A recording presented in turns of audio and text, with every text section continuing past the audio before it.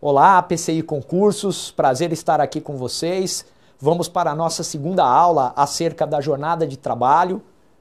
Tivemos aí na aula passada considerações gerais de ordem doutrinária e também histórica e normativa jurídica, obviamente, sobre a questão da jornada, situando essa questão em nível internacional, em nível nacional, dizendo da racionalidade, do que sustenta a jornada de trabalho, as regras que limitam a jornada de trabalho. Na aula de hoje nós vamos começar já a tratar de questões específicas, sempre com a Constituição embaixo do braço, né, pessoal? Sempre questões específicas envolvendo o tema jornada de trabalho. No quadro que está aqui atrás, nós já vamos trazer uma OJ, uma orientação jurisprudencial, já tive a oportunidade de falar sobre ela quando tratamos a questão do empregado público, mas a possibilidade de pagamento do salário hora mínimo, ou seja, para aquelas jornadas reduzidas, jornadas a tempo parcial, e nós vamos estudar, é possível o pagamento proporcional, ou seja, ao final do mês, mostra-se possível receber um salário menor que o piso mínimo nacional, menor que o salário mínimo. Por quê?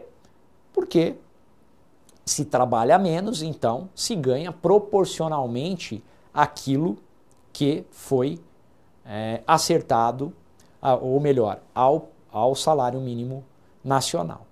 Certo, pessoal? Então, vejam, OJ 358, item 1, que é o que nos interessa.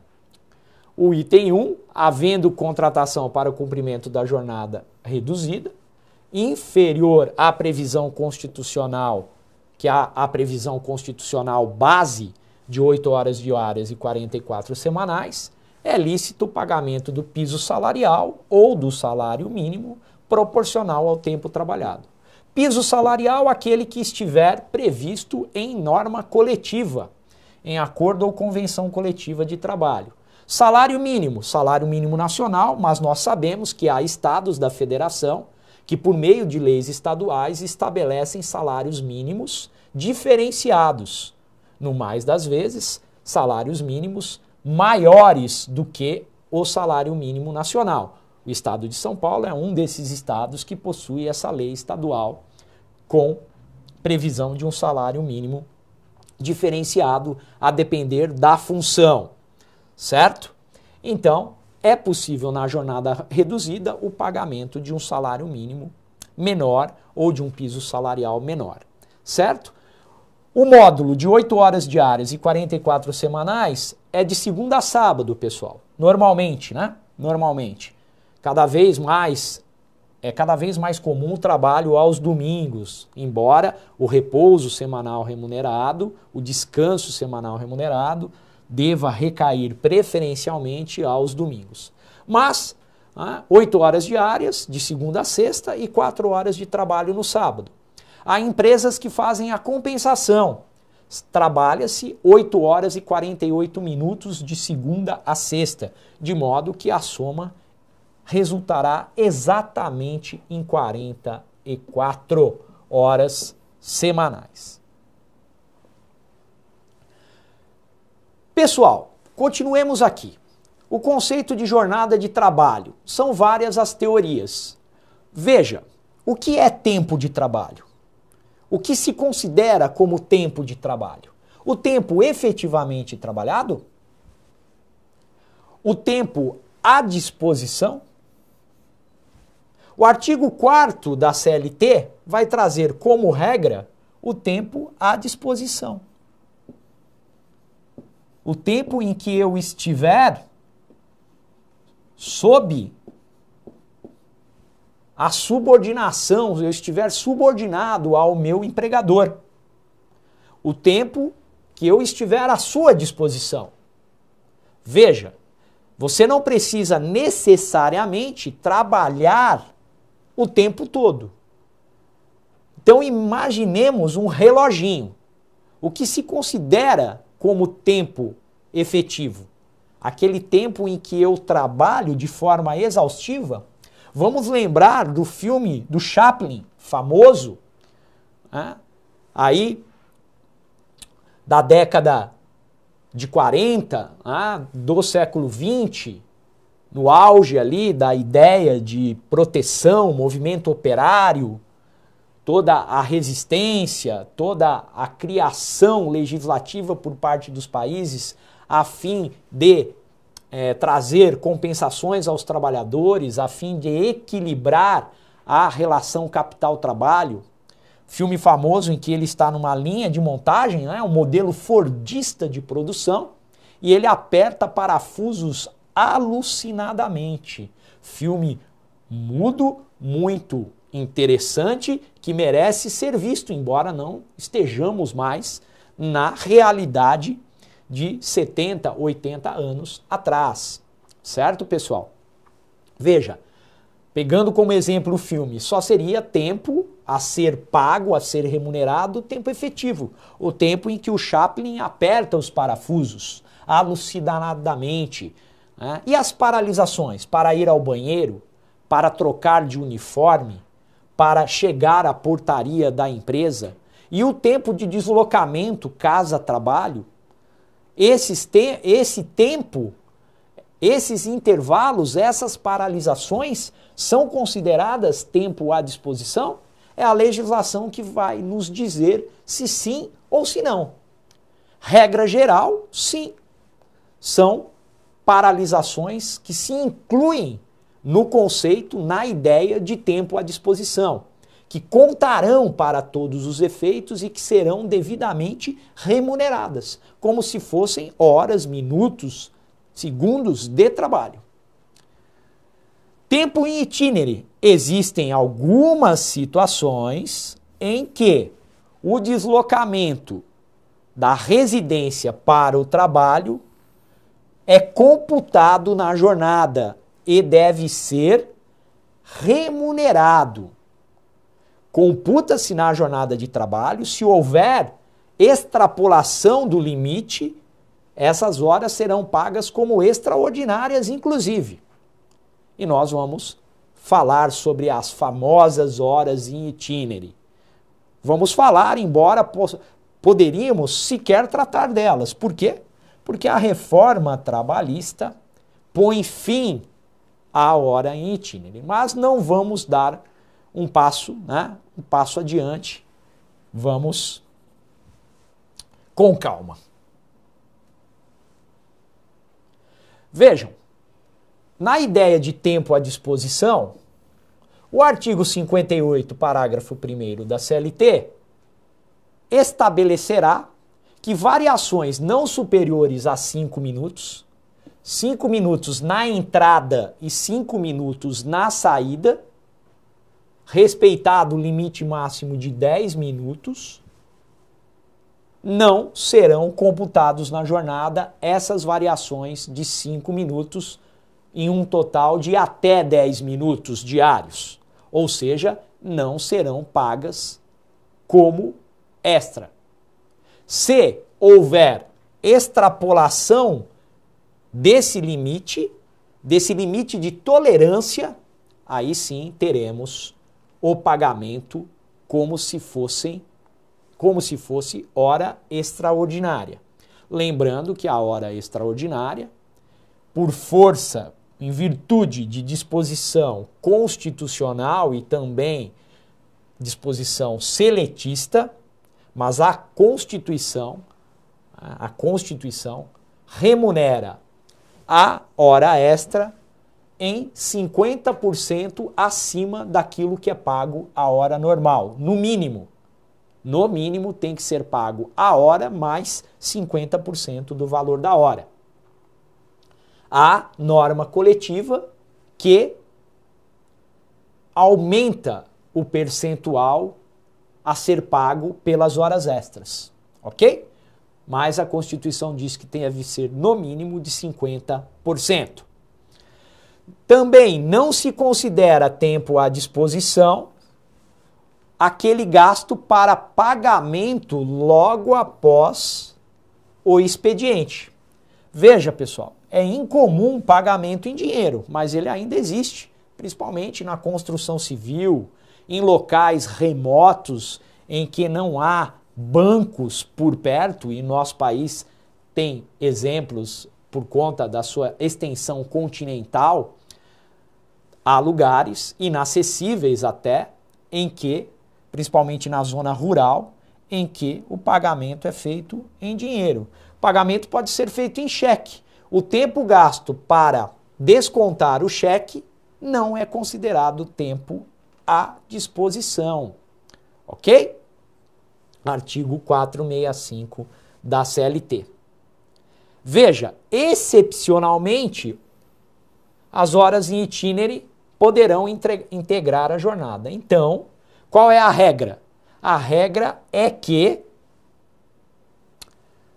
adiantando aqui, me perdoem, mas eu vou falar das horas em itinerary lá na frente, ok? Mas veja, não é nem horas em itinerary, aqui vamos entender tempo em itinerary. Tempo de deslocamento. É o tempo de deslocamento residência-trabalho, como eu estava dizendo, mas também há certas circunstâncias que caracterizam tempo em deslocamento por parte do trabalhador e que integrarão a jornada, porque a regra é que esse tempo de deslocamento não seja considerado tempo à disposição. E aqui eu trago, por força até mesmo da insistência da CLT, eu vou usar esse termo, quando a CLT no capítulo, né, no momento em que ela fala da profissão do ferroviário. Veja, essa é uma realidade do tempo da CLT, 1943. O Brasil ainda tinha uma malha ferroviária bastante extensa, funcional. Hoje nós temos praticamente o sucateamento da malha ferroviária. Embora algumas empresas tenham assumido, principalmente na questão do transporte ferroviário de cargas, tenha assumido a operação e a necessidade de recuperação e manutenção da nossa malha ferroviária. Mas a profissão do ferroviário é uma profissão da década de 40 do século XX, da década de 50. Não é mais uma realidade, pelo menos no nosso país, infelizmente, né? Não é uma realidade. Nós temos aqui, mas ainda preservamos a profissão do ferroviário. Tendo em vista as peculiaridades desse ferroviário, a CLT vem e trata do tempo em itinerary, tempo de deslocamento. É o caso do 238, parágrafo 2º. O ferroviário removido ou comissionado fora da sede, a estação, o local em que ele exerce sua atividade de ferroviário, muitas vezes ele trabalha na manutenção de toda a linha, de toda a malha, mas ele tem uma sede. Então ele terá computado como de trabalho normal aquele gasto em viagens. Só que ele não terá direito à percepção de horas extraordinárias. Ok? Ainda, o ferroviário das turmas de conservação da via permanente, aqueles que trabalham na manutenção de vias permanentes, também terão computados na jornada de trabalho, será tido como tempo à disposição o deslocamento de ida para o trabalho. E o de volta também. Artigo 238, parágrafo 3º da CLT. Sempre que ele estiver fora do seu trecho, fora da sua sede. E por fim, aqueles que trabalham em conservação de obras de arte, o que são obras de arte? Pontes, passarelas, viadutos, linhas telegráficas ou telefônicas e edifícios, têm computado o tempo de viagem de ida ou de volta para o local de serviço, desde que exceda 1 hora. 238, parágrafo 6º da CLT. Então, nós temos o parágrafo 238, parágrafo 6º. Professor, tem que decorar isso daí? É bom, porque eles adoram perguntar isso, principalmente em prova objetiva. Em prova teste, ok? Trouxe aqui algumas situações, esse 238 e seus parágrafos merece ser lido, e há várias outras situações especiais, mas eu trouxe aquela da CLT, até há várias outras questões envolvendo profissões diferenciadas, tratadas em leis separadas. Né? O nosso curso, ele tem uma certa extensão, uma certa delimitação, não podemos trazer todas as hipóteses, mas a gente tem hipóteses envolvendo os aeronautas, lei especial, nós temos hipóteses envolvendo trabalhadores em plataformas de petróleo, petrolíferas, outra lei especial. Então nós temos várias questões, trabalhadores, né, tratadas em leis esparsas. A gente traz aquelas que são mais usuais, aquelas que estão ali tratadas na CLT, porque a possibilidade de incidência é bem maior. Importante que nós tragamos algumas dessas possibilidades, né? E nós temos, para falar também da questão do ferroviário, tem duas figuras muito interessantes, que é a questão do sobreaviso, que é aquele ferroviário que fica ali de sobreaviso, ou seja, ele fica aguardando ordens do empregador no lapso temporal de 24 horas, ele fica à disposição. E nesse caso, eu tenho um regramento especial previsto na CLT. E tenho também o regime de prontidão. O regime de prontidão. Nós vamos ver essas duas hipóteses, que são tidas como tempo à disposição, contudo, a remuneração das horas de sobreaviso de prontidão recebem um tratamento diferenciado, um tratamento próprio, peculiar, certo? A jurisprudência admite que outras profissões que não de ferroviário também, analogicamente, aplica as disposições acerca do sobreaviso e da prontidão previstas para o ferroviário para outras profissões, desde que essas profissões não sejam regulamentadas em lei especial e não exista uma norma especial, né, pessoal? Sempre que houver norma especial, aplica-se a norma especial em detrimento da norma geral, critério da especialidade, critério interpretativo, ok? Isso é importante termos essa noção. Vamos lá, sobre aviso. O ferroviário efetivo permanece em sua residência aguardando a qualquer momento chamado para o serviço. Veja, ele não pode sair da sua residência. Ele tem que ficar à disposição. À disposição, por conta da importância, uma manutenção, um problema na linha ferroviária que envolve um transporte público de caráter essencial, não é mesmo? Se nós pensarmos no continente europeu, continente todo, principalmente a parte ocidental, a oriental também, menos, mas também ligadas por ferrovias que transportam passageiros, não somente cargas. Toda a Europa, todos falam da vantagem de viajar no continente europeu por países, né, países integrados por linhas férreas, trens modernos, trens rápidos. Por vezes o noticiário nos traz, infelizmente, tragédias que envolvem, né, tombamento de trens, morte de passageiros. Então, esses ferroviários têm que ficar em sobreaviso.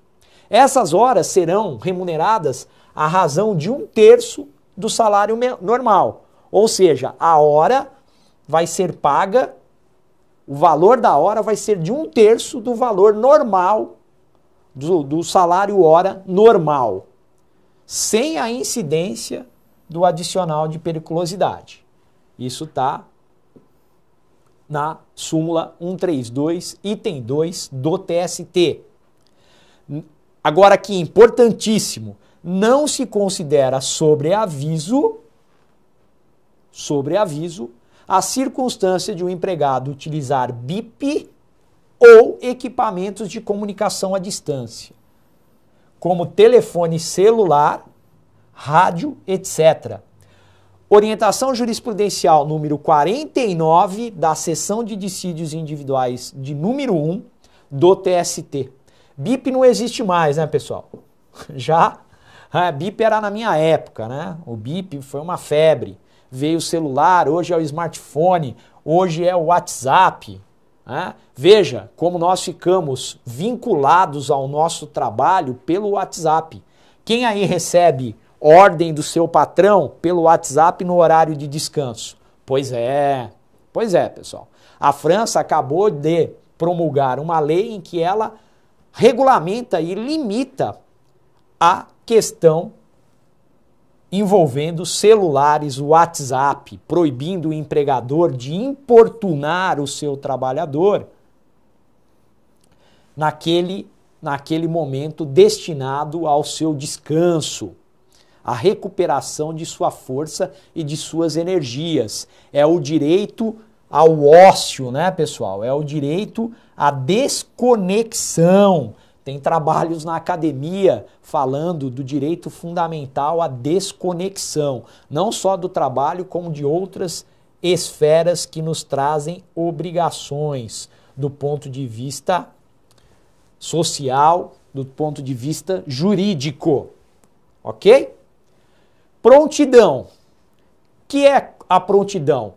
Lá no sobreaviso, permanece em casa no período de 24 horas. Não, né? Fica lá, é praticamente um cárcere.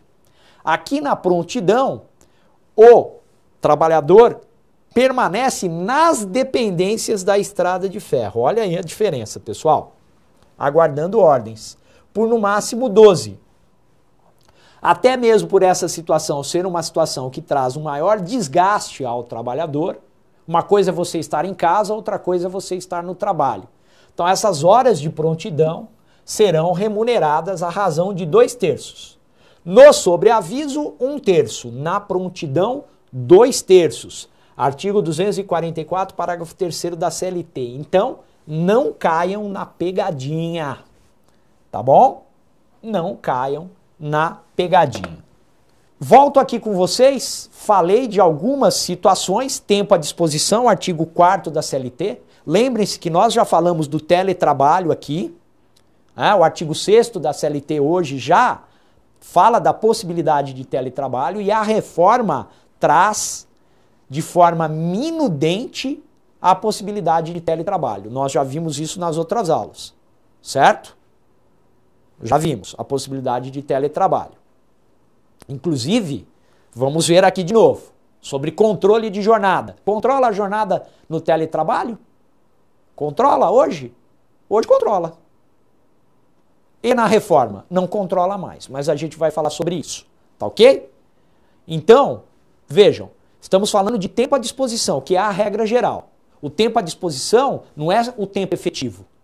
Até mesmo pela dificuldade em fiscalizar, controlar e remunerar o tempo efetivo. O que é tempo efetivo de trabalho? É o Chaplin apertando os parafusos? Nós não estamos mais nessa época.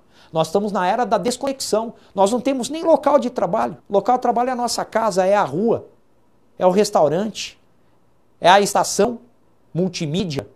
O que é hora de trabalho? É o tempo que eu estou conectado no computador em teletrabalho?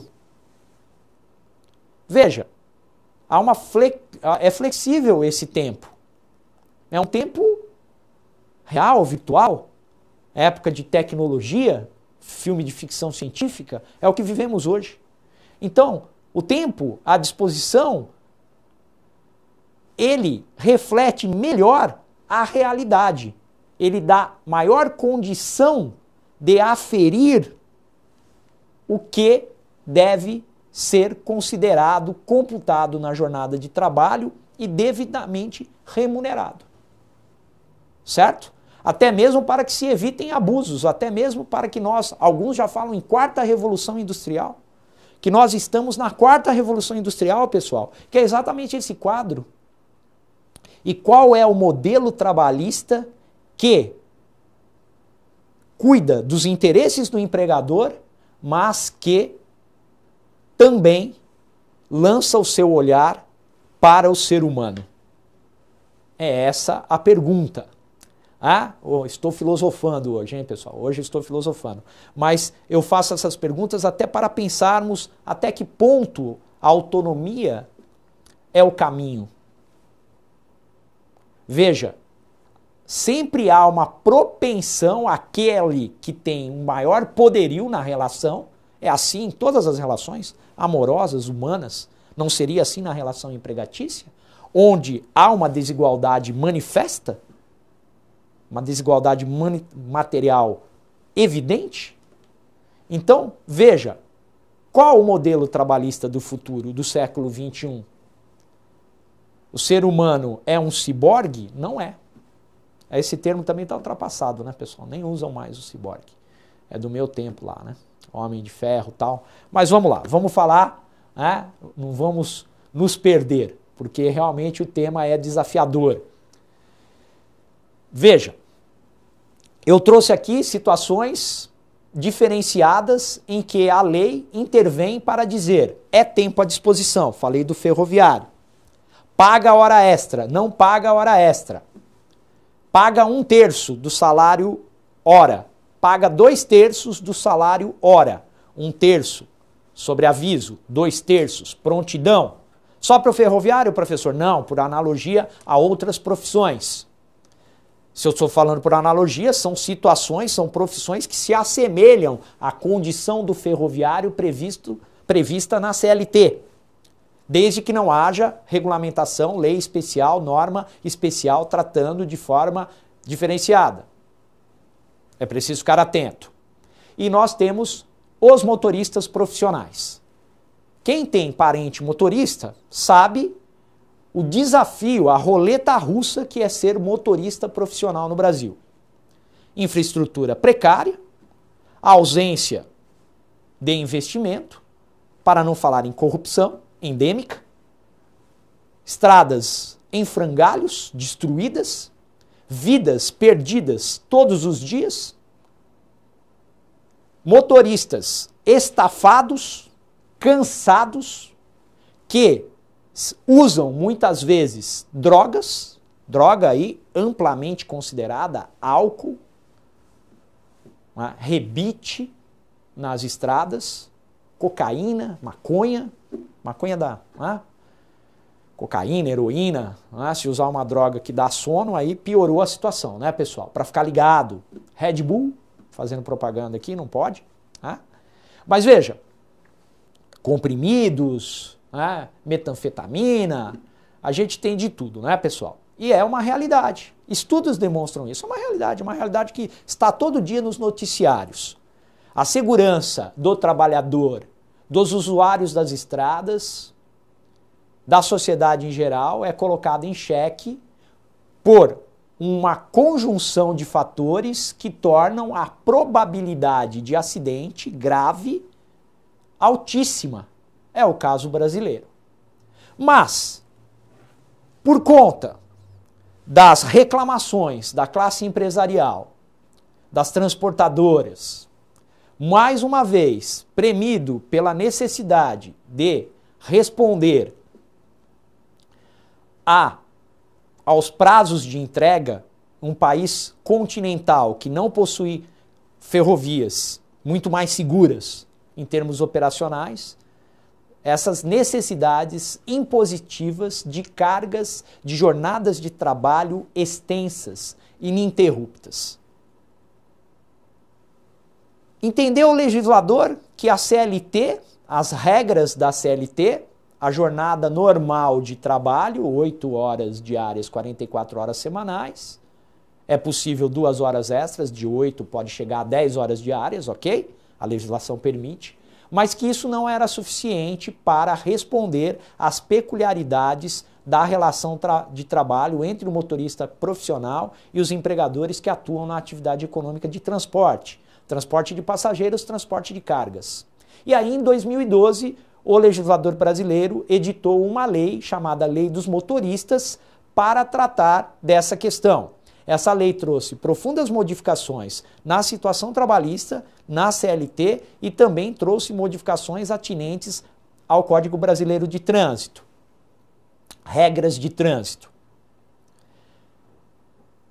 A lei, os embates, a discussão legislativa levou à aprovação de uma lei retalhada, várias emendas, uma lei confusa, uma lei difícil, vários vetos da presidente da República, até então presidente Dilma, uma queda de braço, Ministério Público do Trabalho com ações em nível nacional, uma verdadeira batalha, uma guerra em torno disso, em torno da questão dos motoristas.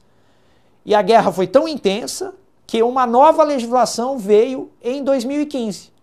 A de 2012 foi modificada pela de 2015, que é a atual lei dos motoristas profissionais. É a lei número 13.103 de 2015, e essa lei trouxe a CLT um capítulo destinado aos motoristas, trouxe várias questões trabalhistas levadas à CLT. Veja, a lei modificou a CLT, acrescentou artigos à CLT, tem artigos que não foram trazidos pela CLT e que estão na lei e que tratam da questão trabalhista, e tantos outros na lei tratam da questão envolvendo as normas jurídicas de trânsito, Código Brasileiro de Trânsito, certo? Então, quando for estudar essa matéria, leiam a lei e leiam a CLT. Tudo bem, pessoal? Muito importante isso na questão trabalhista, certo? Essa é a introdução sobre a questão da lei dos motoristas. Na próxima aula eu volto com vocês, nossa terceira aula sobre jornada de trabalho, começamos a próxima aula tratando de algumas especificidades acerca da jornada de trabalho dos motoristas, tá bom? PCI Concursos, preparação é aqui, continue conosco, até mais. Valeu, pessoal!